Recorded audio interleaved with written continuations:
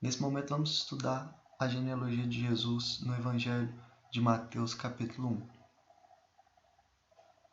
O versículo 1 começa dizendo do registro da genealogia de Jesus, filho de Davi e filho de Abraão. Esses dois nomes ficam registrados aqui com um destaque, Davi e Abraão. Isso é muito importante em outros livros da Bíblia também. Por exemplo, em Apocalipse capítulo 5, verso 5, o anjo chama Jesus de a raiz de Davi e também do leão da tribo de Judá.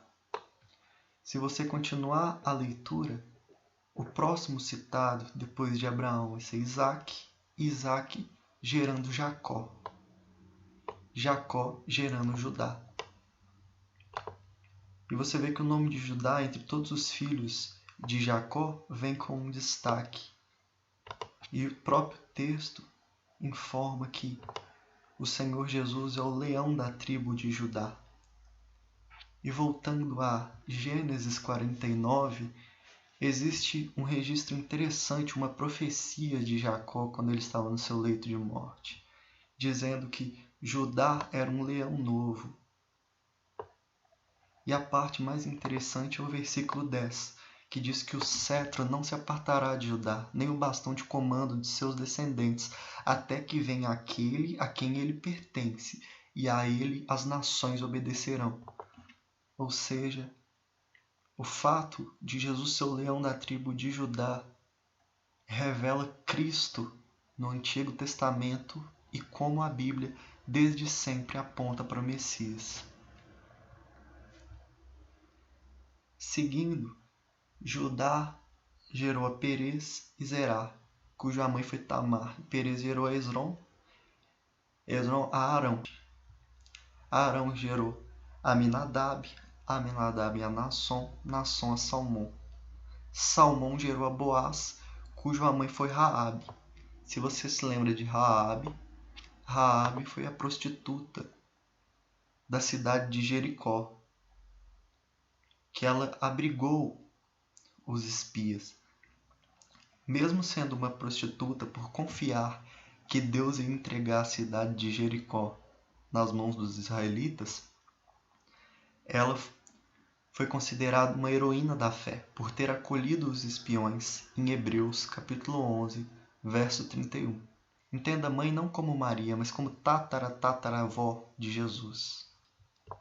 Seguindo o texto, Raabe gerou a Boaz, e Boaz gerou a Obed, cuja mãe foi Ruth, Ruth do texto bíblico da história de Ruth, que é muito interessante.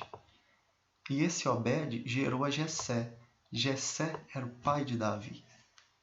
Como está escrito, Jessé gerou o rei Davi.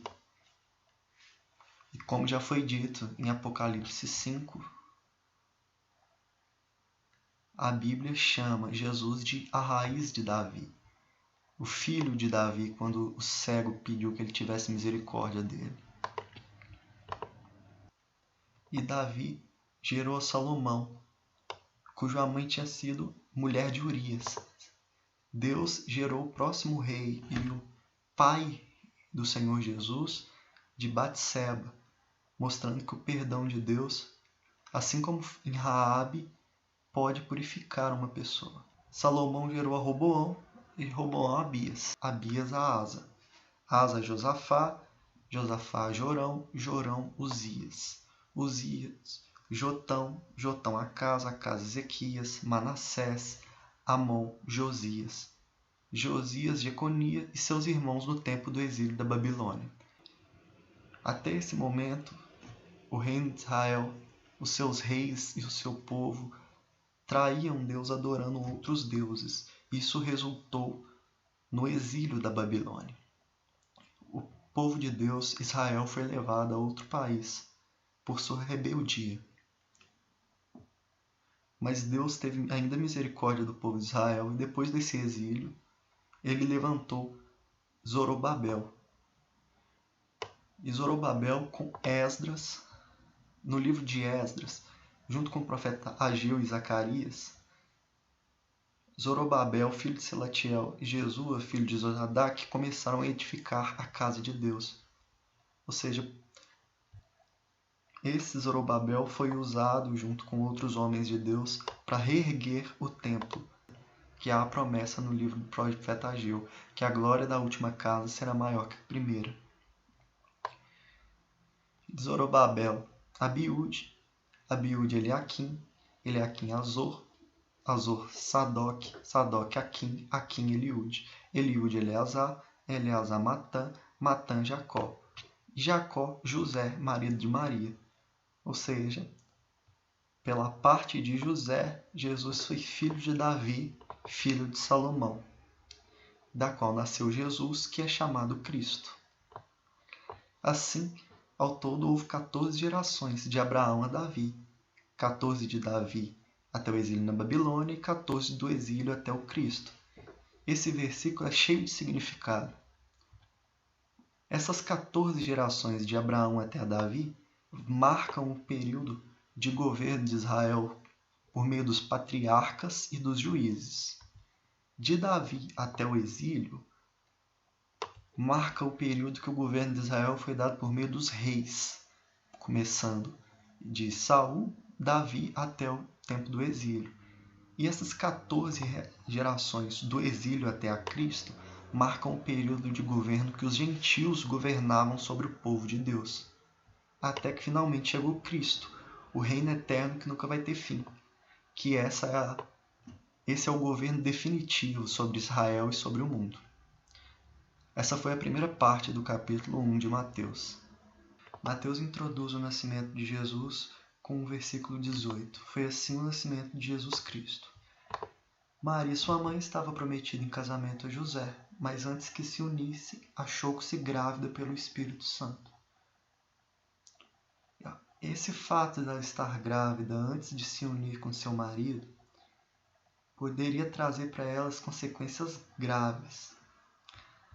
Na lei de Moisés, em Levítico, capítulo 20, versículo 10, mostra que o homem que cometesse adultério, tanto o homem quanto a mulher, eles deveriam ser executados. A lei de Moisés pregava a morte para quem cometesse adultério. E já era considerado adultério mesmo que essa mulher estivesse apenas prometida para o homem, não casado de fato.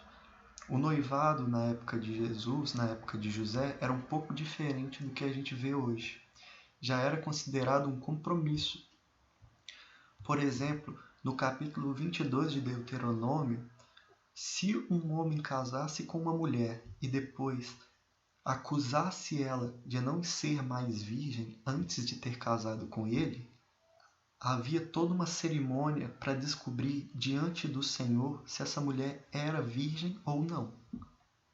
Se essa mulher fosse virgem e o pai dela pudesse apresentar a prova de virgindade dessa mulher, o homem que acusou ela, que casou com ela e a acusou de não ser mais virgem, seria castigado.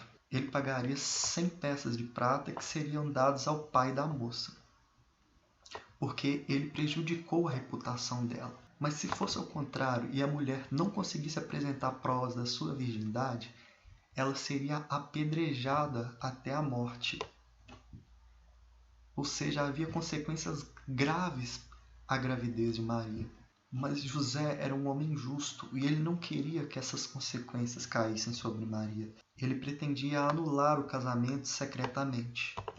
Mas ele recebeu uma visita do anjo de Deus que falou com ele em um sonho, chamando ele de José e depois filho de Davi. Na primeira parte do capítulo 1 de Mateus já comentamos sobre a genealogia de Jesus e como José e o próprio Jesus eram da descendência de Davi por meio de Salomão. E a ordem, a instrução do anjo para José foi: não tema em receber Maria como a sua esposa, pois o que nela foi gerado procede do Espírito Santo. O anjo avisou para José que o que havia nela não era fruto de adultério, mas fruto do Espírito Santo. E além dessa instrução, o anjo disse a José qual nome ele deveria dar ao seu filho. e era Jesus. E depois de dar a instrução desse nome, o anjo explica por que a escolha desse nome. Porque ele salvará o seu povo dos seus pecados. O que isso quer dizer? O nome Jesus tem um significado, significa Deus é a salvação. O nome de Jesus já carrega esse significado. Então, quando ele instrui José a chamar seu filho de Jesus e explica esse motivo, ele mostra para nós o plano de Deus na vida de Jesus desde antes da fundação do mundo. E no versículo 22, temos uma peça-chave para entender todo o livro de Mateus. Mateus era um judeu e escreveu esse livro para os judeus. Por isso você vai encontrar muitas vezes nesse livro referência aos livros dos profetas e o Antigo Testamento. De certa forma, Mateus escolheu acontecimentos da vida de Jesus para demonstrar aos judeus como Jesus era predito desde o começo das Escrituras, desde o Antigo Testamento. E o versículo 22 vai citar uma profecia de Isaías a respeito do Messias. A virgem ficará grávida e dará à luz a um filho. Eles chamarão Emanuel, que significa Deus conosco. Essa profecia se encontra em Isaías 7, versículo 14. Eis que a virgem conceberá e dará à luz um filho, e chamará o seu nome Emanuel.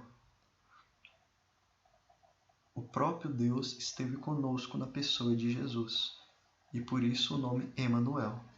E ao acordar, José obedeceu à ordem do anjo e não teve relações com Maria até o nascimento de Jesus. E mais uma vez obedeceu o anjo e chamou o nosso Salvador de Jesus.